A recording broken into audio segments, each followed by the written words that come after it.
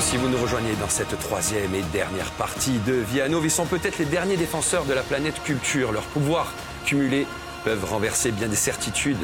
Ils puisent leur savoir dans les éléments célestes, voire même dans les pierres de l'infini. Mi-dieu, mi-démon, ils ne feront qu'une bouchée de l'œuvre douteuse. Mesdames et messieurs, en exclusivité, les trois captains de Vie à Nouveau.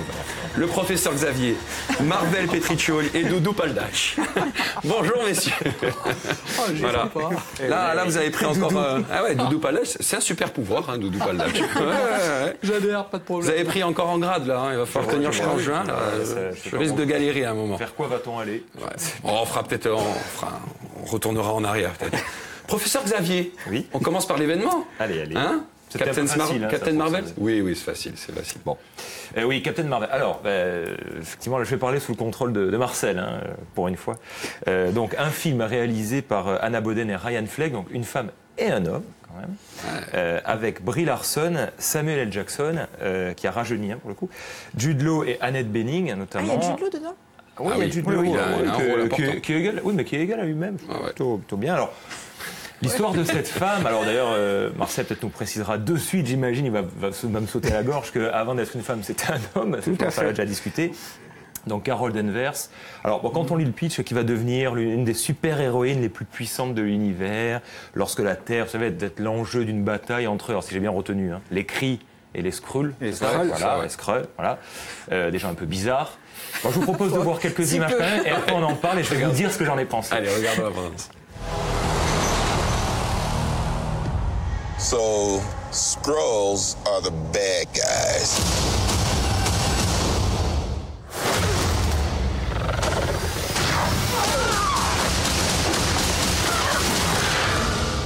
And you're a Kree, a race of noble warriors. Heroes. Noble warrior heroes.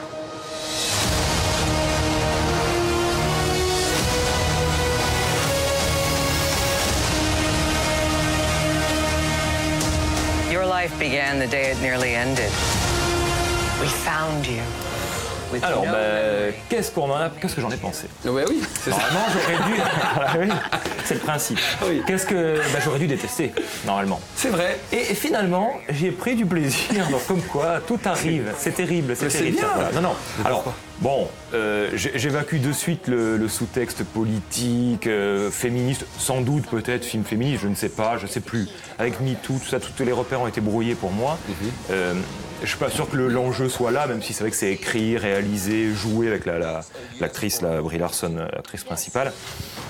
Moi, ce que je trouve plutôt marrant, enfin, c'est un film sympathique. Alors, de suite, je vais évacuer le fait que ce soit pas un grand film non plus, bien sûr. C'est loin d'être le Marvel que je préfère, évidemment. Est-ce que c'est du spectacle? C'est ça. On n'est pas trompé quand même, globalement, sur la marchandise. Je trouve que quand on y va, on sait à quoi on s'attend. Disons que c'est un petit amuse-bouche par rapport à Avengers Endgame qui va bientôt sortir. Il fallait faire attendre. C'est le 21e. Hein. Alors, c'est le 21e. Ouais. Se sont beaucoup dispersés. Hein. Je crois qu'il va y en avoir beaucoup d'autres, évidemment. Il y a des clins d'œil aux années 90 que je trouvais sympa quand on la voit monter dans l'avion, c'est un petit côté Top Gun. Voilà, il y a ce petit côté, cette fois-ci inversé parce que c'est une relation entre deux copines de femmes, etc. Il y a juste dans la musique, on entend du Nirvana. Enfin bon, voilà, peut-être plus été touché par exemple que les Gardiens de la Galaxie qui évoquaient les horribles années 80. Mais ce qui moi la seule chose à sauver, c'est la musique. Voilà, mais non, parce que c'est bien fait. Voilà, après c'est pas renversant. Mais franchement, il y a eu pire à mon avis. Chez DC Comics, par exemple, il y a des horreurs, mais des immondices sans nom. Non, je suis d'accord, il y a eu pire chez DC, mais Voilà. C'est vrai que c'est pas forcément... Honnêtement, je dois en classer plein avant de Marvel, donc honnêtement, je ne les mettrai pas dans les premiers. Mais j'ai passé un moment sympa, je suis avec ma fille, c'est divertissant, voilà, bon, ça frappe, ça cogne, c'est une femme qui en met plein la tête aux hommes, c'est plutôt réjouissant. Oui, mais c'est sympathique aussi. Mais c'est dispensable, on n'est pas obligé d'aller le voir si on veut vraiment voir l'univers Marvel. C'est un film qui est complètement dispensable. Je suis pas d'accord, parce que c'est un épisode important dans les 22 films Marvel, dans l'histoire finale qui va avoir lieu le 14 avril. On n'apprend rien du tout sur l'univers Marvel, puis surtout le film, pour moi, il est très moyen, quoi. Il manque d'ambition. C'est un film qui manque d'ambition pour un Marvel, c'est un manque d'ambition. Alors le discours féministe, il y est, mais c'est tellement lourd que ça s'adresse à des gamines qui ont 12-13 ans, donc ça passe complètement à côté. Ça, je suis d'accord. Et puis moi, c'est l'actrice, quoi. Mais est-ce que c'est pas une franchise, qui s'écroule un peu Marvel aussi? Non, c'est pas une franchise. Moins que d'ici. C'est pas une franchise qui s'écroule. Non, ils vont attaquer le troisième. Non, mais les gens peut-être vont en avoir un petit peu marre. Ah bah ouais. Voilà. Moi, c'est surtout l'actrice, quoi. Elle est anti-charismatique au possible. Elle incarne pas du tout Capitaine Marvel, quoi. Je sais pas. Elle me fait penser à un brie. Ouais, elle s'appelle Brie, c'est un brie supermarché, sans saveur ni odeur, quoi. Mais est-ce qu'on remonte le niveau avec la bande dessinée, Marcel? Non. Mais alors loin, mais très loin. On est loin de la bande dessinée. On est complètement loin de la bande dessinée. On revisite les origines, on met de côté le Captain Marvel de l'origine qui est un homme. Là, ça devient une femme. On se demande pourquoi. Oui, mais c'est on gomme 40 ans. Est-ce que ça fera pas justement le sujet d'un spin-off ou quoi prochainement Non, mais ils sont obligés de le faire pour arriver à une finalité. On sent qu'il fallait l'évoquer parce que de toute façon, ça va venir dans Avengers Endgame. C'est inconcevable qu'il n'y ait pas de sortie avant. Enfin, en tout cas, pour parler de ça. Après, oui, il a tout à fait raison. Quand j'ai dit je vais détester, en fait, c'est un moyen. Après, c'est largement regardable. Oui. Il fallait faire regarder ça finalement qu'un film de Lelouch, par exemple. Non, ça c'est sûr. Voilà. En fait, il fallait faire un film sur Captain Marvel parce qu'elle a pris une grande importance dans les bandes dessinées aussi. C'est ça. Donc il fallait aussi la mettre en film. On attend tous l'autre, c'est ça. Vous l'avez la bande dessinée, on va la voir. Ouais. Donc finalement, la bande dessinée, comment on est on est mieux, on est moins bien. Là, on est très bien sur la bande dessinée parce que c'est scénarisé par une femme et c'est vraiment tout à fait excellent. Ouais. Elle reprend le personnage de Captain Marvel, c'est à une époque où justement on se cherchait un peu dans la bande dessinée. Et en fait, on apprend comment elle prend le nom de Captain Marvel, parce que le Captain Marvel, c'était un homme qui est décédé, et c'est Captain America qui va la forcer à reprendre ce nom. Au début, elle hésite à l'accepter, à l'assumer, elle va le faire. Et pour le coup, c'est une BD qui est très féministe, mais c'est tout en sous-texte, le féminisme. On voit, plus subtil, c'est plus subtil. On voit l'importance, parce qu'en fait, c'est un retour dans le passé. On fait beaucoup de flashbacks dans le passé, et on voit l'importance qu'ont eu les femmes dans le rôle que va jouer plus tard Capitaine Marvel. Mais tout ça est bien amené, c'est intelligemment fait. Ça parle des femmes aux États-Unis à notre époque et aussi pendant la Seconde Guerre mondiale. Donc franchement, là, si on veut vraiment voir les origines de Captain Marvel, il faut prendre Captain Marvel, et nous serons tous des étoiles. C'est vraiment excellentissime, et ça a remis au goût du jour Carol Danvers. On comprend pourquoi elle est devenue Capitaine Marvel et l'importance qu'elle va avoir dans l'univers Marvel. Donc on va voir le film et on lit la BD parce qu'on se fait double opinion. Sinon, voilà. C'est très bien. On continue avec Les Jours qui restent. Les Jours qui restent, c'est chez Delcourt. Alors c'est une BD chorale. Trois vies qui sont sous l'emprise d'une maladie, une maladie qui est incurable, le traitement est à vie, puis voilà, la mort peut survenir à tout moment. Cette maladie, je vais vous donner le nom scientifique, c'est la thrombocytose. Moi, c'est une maladie qui touche les plaques. Alors il y a Daniel qui est sous traitement depuis plus de 20 ans, qui a un petit peu un tempérament de feu, mais solitaire aussi. Il y a Catherine, qui elle est dépressive, elle a perdu sa mère, elle ne s'est pas encore remis de ce deuil, elle est tout le temps raillée par ses collègues de bureau. Il y a Charlotte, c'est une jeune étudiante, qui elle, dès qu'elle prend le diagnostic, elle vire son mec sans aucune explication, elle abandonne ses études, elle s'enferme chez elle se renferme même chez elle, jusqu'à ne plus accepter le traitement pour mourir tout simplement.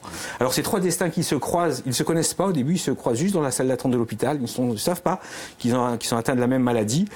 En fait, c'est trois manières différentes d'appréhender la maladie, il y a de la colère, il y a de la tristesse, il y a du désespoir.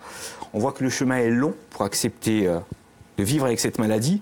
C'est une histoire qui montre qu'on a surtout besoin des autres pour avancer, pour se rebooster, qu'on ne peut pas vaincre la maladie tout seul, qu'on ne peut pas la supporter tout seul. Alors, il n'y a pas de termes compliqués, de termes médicaux.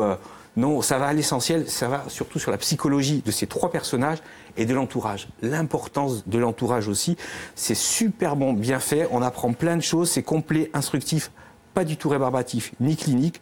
C'est un sujet délicat, mais qui est abordé d'une façon absolument sublime. Il y a de l'humour aussi, il y a de l'espoir, c'est surtout ça, il y a beaucoup d'espoir, il y a de la résilience, et c'est tout cet espoir qui transparaît à travers cette BD.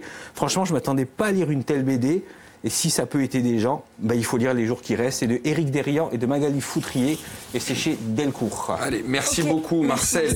Andrew Bird, Sisyphus. Oui, alors Andrew Bird, sauf que c'était pas dans l'ordre que je souhaitais. Bon, mais c'est pas grave, on s'adapte. Non, il n'y a pas de problème. On reste sur Andrew Bird, l'album. Et voilà. C'est un siffleur. En plus d'écrire ses chansons, de jouer de beaucoup d'instruments, il siffle. Ah mais c'est un grand talent de siffler. Mais bien sûr. Bien siffler. Il siffle bien, lui. Tu me l'amènes bien, tu me le vends bien. Donc, titre de son album, My Finest Work Yet, ma plus belle œuvre jusqu'ici. Alors, autopersuasion, fausse vantardise, moi je dirais qu'il est sur le chemin de sa plus belle œuvre. Beaucoup de prises de risques. C'est un album aussi assez accessible par rapport aux autres. La pochette est magnifique, puisqu'en fait, sur cette pochette, il recrée le tableau emblématique de David, la mort de Mara. Voilà, joli, c'est ça. C'est un petit bijou. Il faut rentrer dans son album, très riche au niveau des instruments. Moi, je conseille vraiment une écoute attentive sur cet album. Voilà. Ok, on enchaîne avec Joan Shaw Taylor. Voilà, donc 6e album studio pour la blues rock girl anglaise Joan Shaw Taylor. Titre du morceau All My Love, qu'on va écouter un petit peu, ça. Ça, c'est très très bon. Ça, c'est à voir en concert. Hein. Le son de la gratte, c'est énorme. Ouais, J'adore. Moi, j'ai vu des extraits, elle déménage bien, c'est très pur. Donc, elle a été découverte par Dave Stewart, ex-Eurythmics. Elle n'avait que 16 ans au Royaume-Uni. Elle est considérée comme le nouveau visage du blues et du blues féminin. Donc, influence Stevie Ray Vaughan, Albert Collins, Jimi Hendrix. Deuxième conseil, c'était une semaine assez calme en musique, mais il y avait quand même de bonnes choses. Et je voulais juste revenir sur hier le décès de Scott Walker, donc mort hier le 25. Il a été un modèle pour David Bowie et Alain Bashung et interprétait beaucoup de chansons de Jacques Brel dans sa langue. Voilà. Merci beaucoup. Allez, on passe rapidement au coup de cœur. Xavier, ma vie avec John F. Donovan. Donc pour Marcel, oui, le nouveau film de Xavier Dolan. Oui, alors, je pense que pendant que je parlais, on va voir quelques images. Oui, très bien. Donc bien sûr. avec Kit Harington, Jon Snow, qui est assez exceptionnel, Jacob Tremblay, Suzanne Sarandon, Nathalie Portman, Katie Bates, qui a un casting exceptionnel.